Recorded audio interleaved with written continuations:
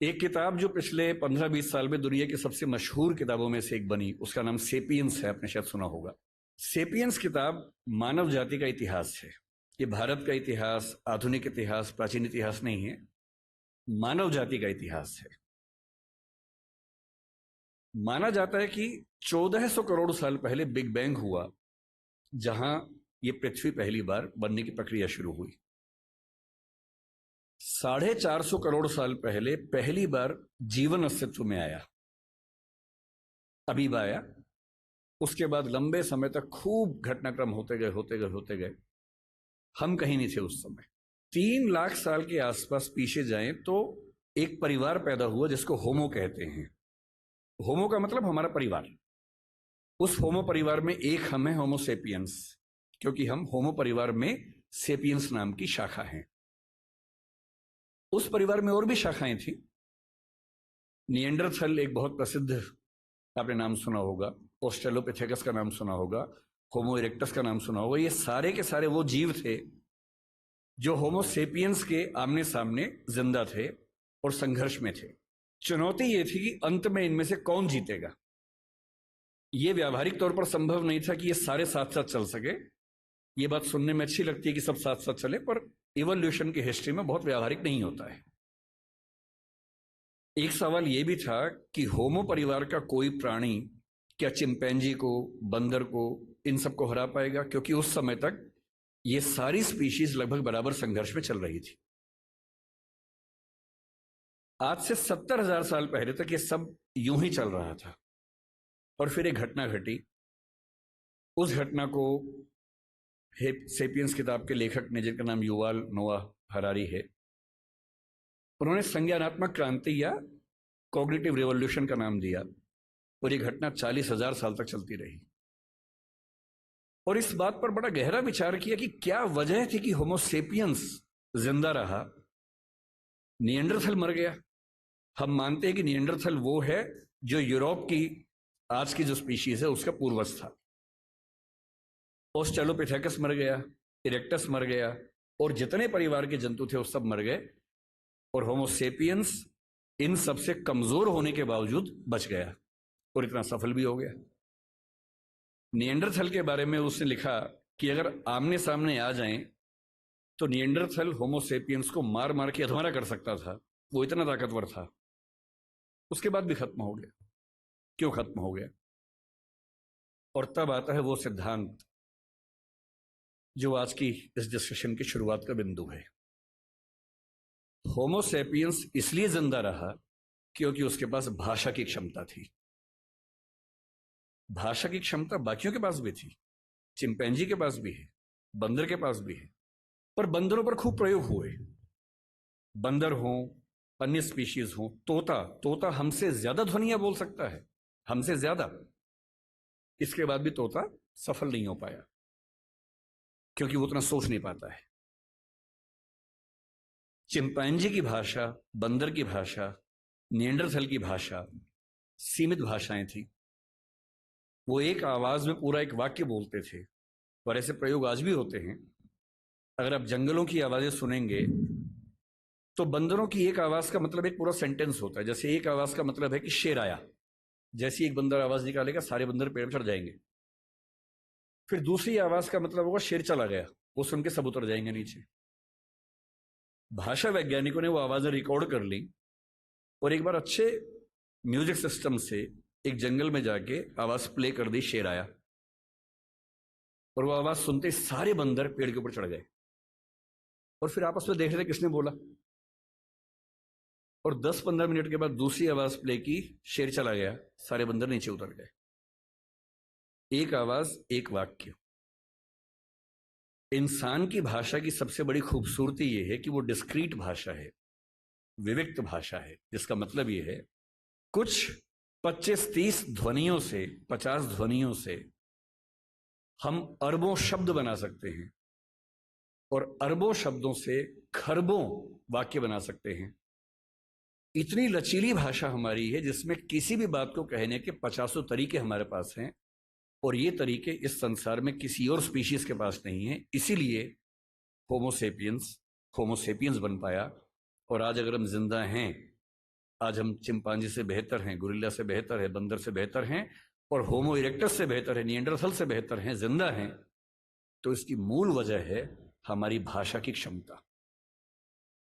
जो चीजें मुफ्त में मिलती हैं उसकी कीमत हम नहीं समझते हैं। भाषा ऐसी एक चीज है, मुफ्त में मिल जाती है तो हमें लगता है कि ये तो ऐसे ही है।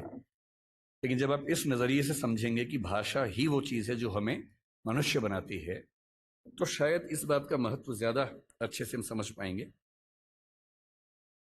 भाषा को लेकर झगड़ा जो आज के समय में है, हम आज हिंदी की बात कर रहे हैं, किसी और कोने में कोई किसी और भाषा की बात कर रहा होगा। ऐसा क्यों नहीं होता कि दुनिया में एक ही भाषा होती? ऐसा क्यों है कि भाषाएं बहुत सारी हैं? ना बहुत सारी भाषाएं होती ना झगड़े होते, सब एक ही भाषा बोल रहे होते। सोचने में कितना अच्छा लगता है।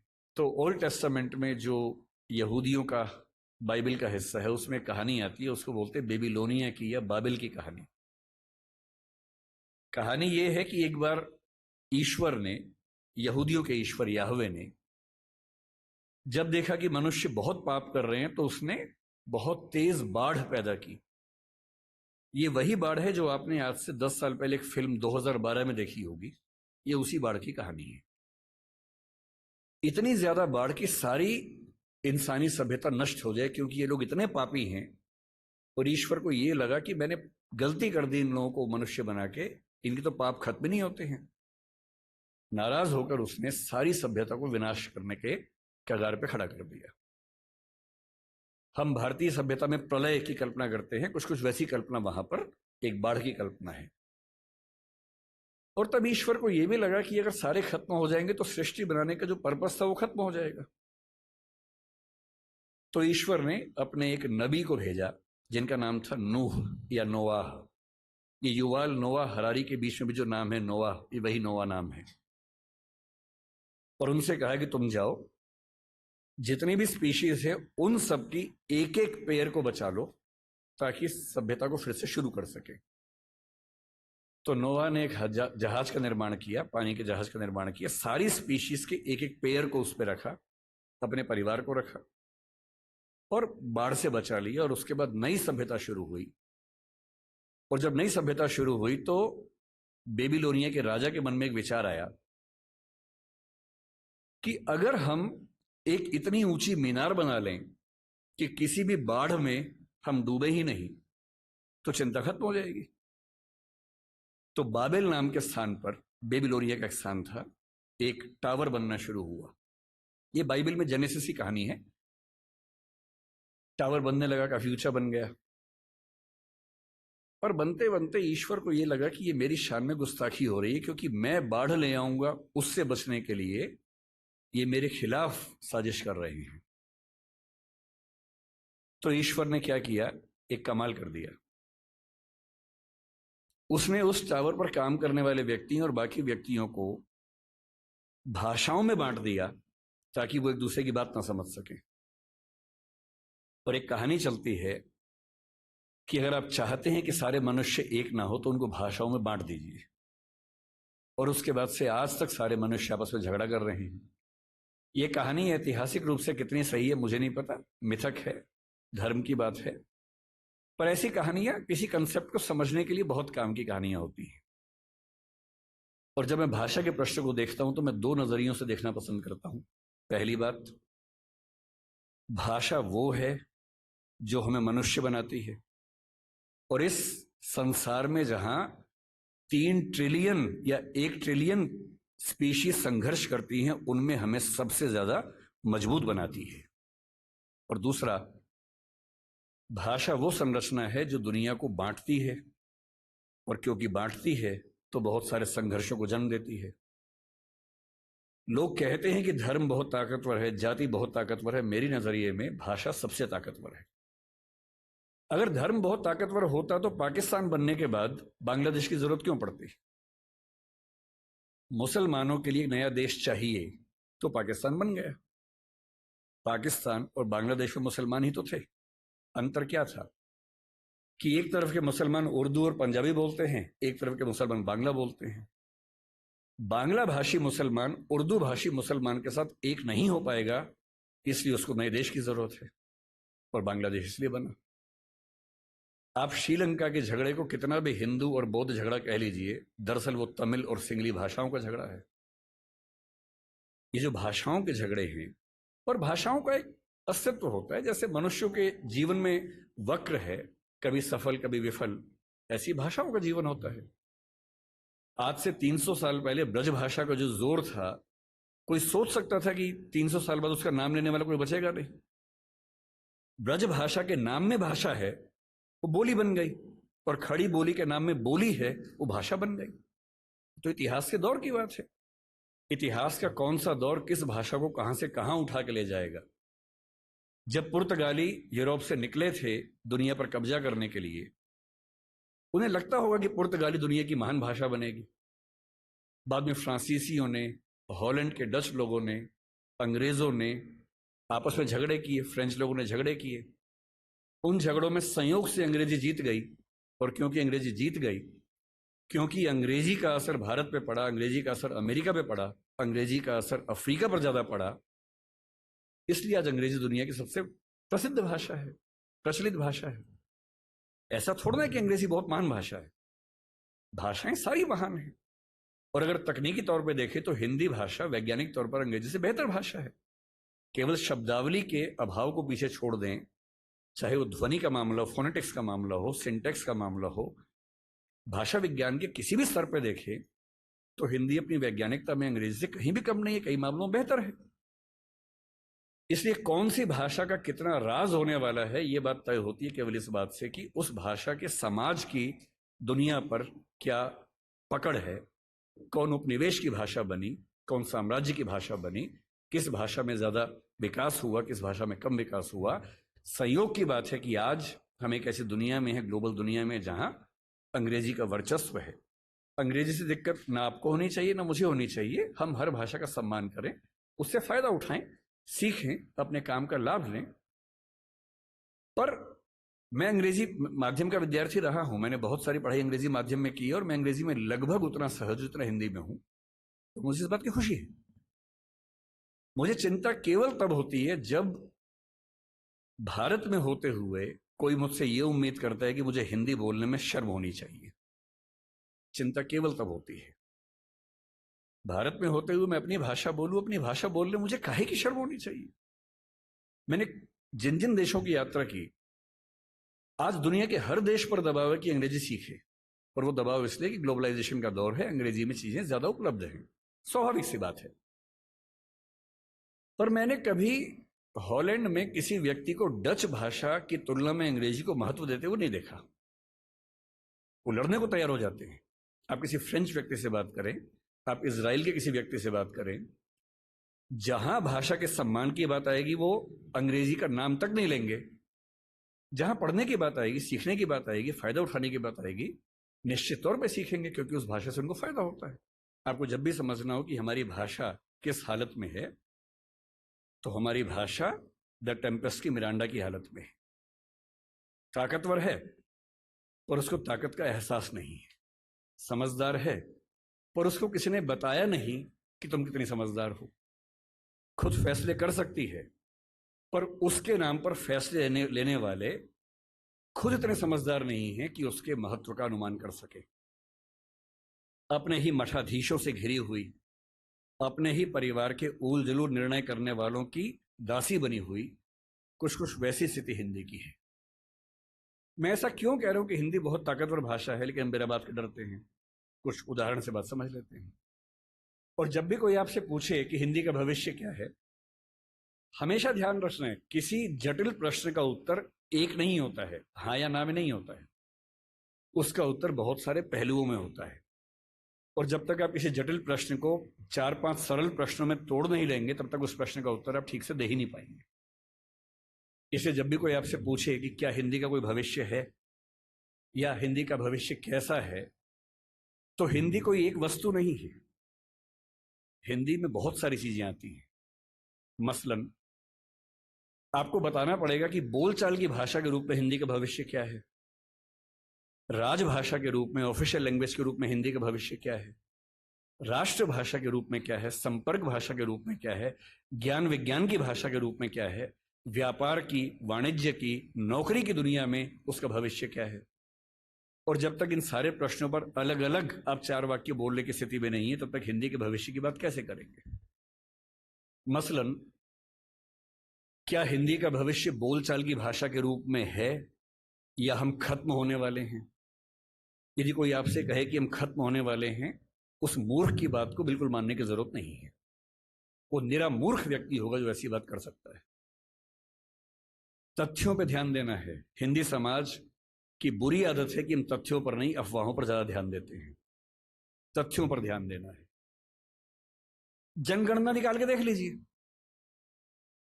1991 में प्रथम भाषा के रूप में हिंदी बोलने वालों की संख्या भारत में 39% थी। कुल 83 करोड़ आबादी थी, उसमें से लगभग 32 करोड़ के आसपास हिंदी प्रथम भाषा के रूप में बात कर रहा हूं मैं, मातृभाषा। 2001 के सेंसस में यह परसेंटेज 39 से बढ़ के 41 हो गया, 41% हो गया। 2011 के सेंसस में जब हमारी आबादी 121 करोड़ हो गई, प्रथम भाषा के रूप में हिंदी बोलने वालों की परसेंटेज 43.6 हो गई। इसका सीधा सा मतलब है कि 53 करोड़ लोग, 52-53 करोड़ लोग भारत में हिंदी को मातृभाषा के रूप में बोलते हैं। और अंग्रेजी को मातृभाषा के रूप में कितने बोलते हैं भारत में? 2,70,000, 0.02%। 43.6% और 0.02% के बीच में अगर आपको ऐसा लगने लगे कि हमारी भाषा का अस्तित्व खतरे में है, तो मेरा ख्याल है कि हमारा दिमाग खतरे में है। 2021 से सेंसस हो नहीं पाया है, अब होगा। उम्मीद है कि 24 में हो जाएगा। हमारी आबादी आज के समय 143 करोड़ की है, अनुमान जो है। अगले साल तक 145 के आसपास होनी चाहिए। 145 करोड़ में प्रथम भाषा के रूप में हिंदी बोलने वालों की संख्या अनुमान है कि 45 से 46% अगले साल होने वाली है। और जिसका मतलब यह है कि लगभग मान के चले कि 64 से 66 करोड़ के बीच में मातृभाषा बोलने वाले हिंदी समाज के लोग होने वाले हैं। अगर आपको लगता है कि 65 करोड़ लोगों की मातृभाषा खत्म होने वाली है, तो इससे हास्यास्पद क्या हो सकता है? इसका कोई सवाल ही पैदा नहीं होता। कल्पना भी नहीं करनी चाहिए इस चीज की। फिर सवाल उठता है कि क्या हम दुनिया में बहुत कमजोर हैं? भारत के जनगणना सर्वेक्षण में 31 भाषाओं की बात होती है। दुनिया के सर्वेक्षण में 7,115 भाषाओं की बात होती है। 7,115 भाषाओं में आपको जान के आश्चर्य होगा कि 150 भाषाएं ऐसी हैं जिनको बोलने वालों की संख्या 10 से कम है। कुल 10 व्यक्ति, 5 व्यक्ति बोलते हैं, 6 बोलते हैं, 4 बोलते हैं, 2 बोलते हैं, 1 बोलता है, 10 बोलते हैं। 150 भाषाएं ऐसी हैं। लगभग 5,500 से 6,000 भाषाएं ऐसी हैं जिनको बोलने वालों की संख्या 1 लाख से कम है। और पूरी दुनिया में 800 करोड़ की आबादी में हिंदी का स्थान जानते हैं कौन सा बोलने वालों में? तीसरा स्थान। 7,115 भाषाओं में जो भाषा तीसरे नंबर पे है, उसके बोलने वाले परेशान हैं कि हम खत्म होने वाले हैं। आप उनका हाल सोचिए जो 10 से कम पे चल रहे हैं, जो 1 लाख से कम पे चल रहे हैं, 10 लाख से कम पे चल रहे हैं। और हम दुनिया की पूरी आबादी में 8% से ज्यादा जिस भाषा को बोलने वाले लोग हैं, हमसे ज्यादा केवल अंग्रेजी और मंडारिन 2 ही भाषाएं हैं जो 16 और 14% पे हैं। और हम नंबर 3-8% पे हैं। ना फ्रेंच हमसे आगे, ना स्पेनिश हमसे आगे है। और जितनी भाषाओं का नाम आप जानते हैं वो सब हमसे कोसों पीछे हैं। इसलिए बोलचाल की भाषा, सांस्कृतिक भाषा, सामाजिक भाषा के तौर पर हिंदी पर न खतरा है, न खतरा आने की संभावना है। इसको मन से एकदम निकाल दीजिए, दूर दूर तक निकाल दीजिए। दूसरी बात है कि क्या हम व्यापार की भाषा, व्यवसाय की भाषा, नौकरी की भाषा में सफल हो पा रहे हैं? थोड़ा मुश्किल है, कम हो पा रहे हैं। और मेरे ख्याल से इसकी वजह हमारा एक औपनिवेशिक जो सोचने का तरीका है वो है।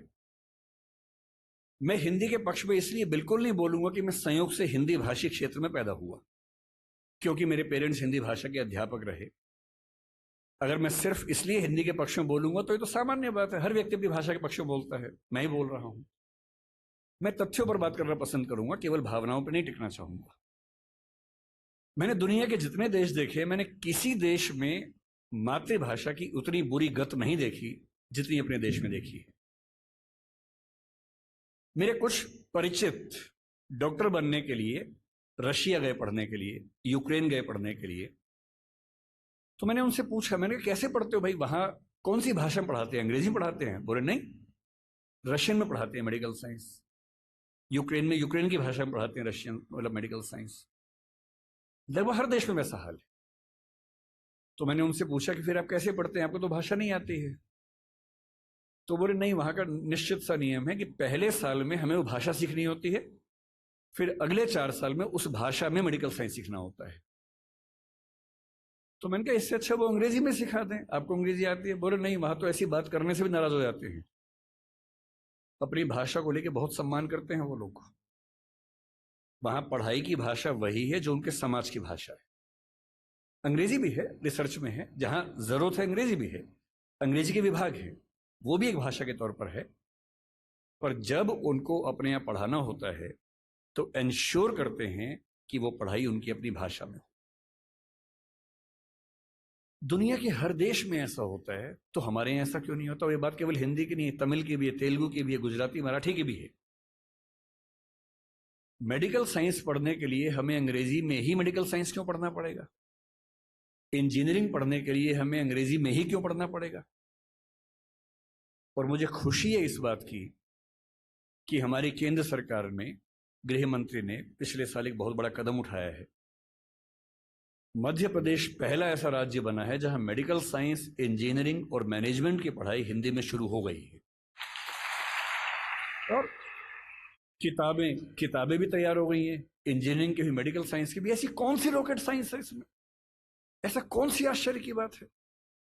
एक ही तनाव हो सकता है कि भाई आप जब बात करेंगे टर्म्स की, तकनीकी शब्दों की बात करेंगे, तो तकनीकी शब्दों को आप दूसरी भाषा में आराम से नहीं ला सकते, क्योंकि उस भाषा में उतने शब्द विकसित नहीं होंगे।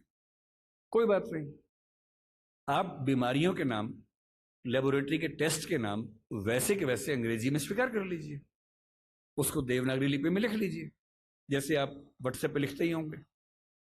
आप हिंदी भाषा में रोमन मैसेज करते ही हैं, मतलब अंग्रेजी की लिपि में हिंदी लिखते ही होंगे कई बार। तू कहाँ जा रही है, TU के, अब तो आपने और छोटा कर दिया, KHA कहाँ हो गया उसी में। जा में जे से ही काम चल जाता होगा, RH से रही हो जाता होगा, और H से है हो जाता होगा।